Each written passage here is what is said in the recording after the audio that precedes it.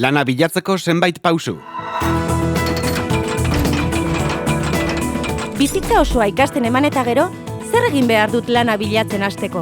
Helburuak eta zereginak planifikatu behar dituzu. Lan mota, mugitzeko prestasuna, urgentzia. Nondik hasi beharko nuke? Hasteko urratsak bi dira. Kurrikulum bita egokia prestatu eta lanbiden izena eman. Eta nola planifika dezaket lan bilaketa? Funtsezkoak dira lan ohiturak eta agenda. Informazioa ordenatu eta jarraitzeko. Gradualki bete beharreko helburuak ezarri. Zehatzak, neurgarriak eta lorgarriak. Egiaztatu emaitzak. Azpimarratu zertan asmatu duzun eta zer hobetu behar duzun. Internet da, esaten duten moduan, lana bilatzeko biderik eraginkorrena? Interneten eskaintza asko eta lehia handia aurkituko duzu. Ondo landu behar dituzu gizarte sareetan dituzun profilak. Nola bila dezaket lana internet bidez? Eraginkorra izateko jende gehienak egiten duen ohiko lan bilaketetatik bereiztu behar duzu.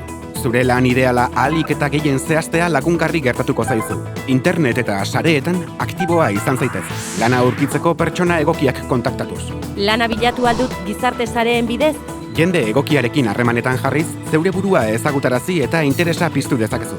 LinkedIn bezalako sareak espreski zeregin profesionaletarako sortuak dira. Twitterren badira lan eskaintzak. Empleo hastaka trending topic izaten da. Sektoreka sailkaturiko atari tematikoetan lan eskaintzak aurki ditzakezu. Beraz? Lana bilatzea bera lana da. Lana bilatzeko modua planifikazioa da.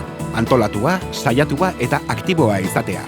Espezializatu, zenbat eta lan ideal zehatzagoa, aukera handiagoa enplegua lortzeko. Ez etxi, ondo egindako lanak, batzuetan denboran luzatu arren, fruitua ematen du.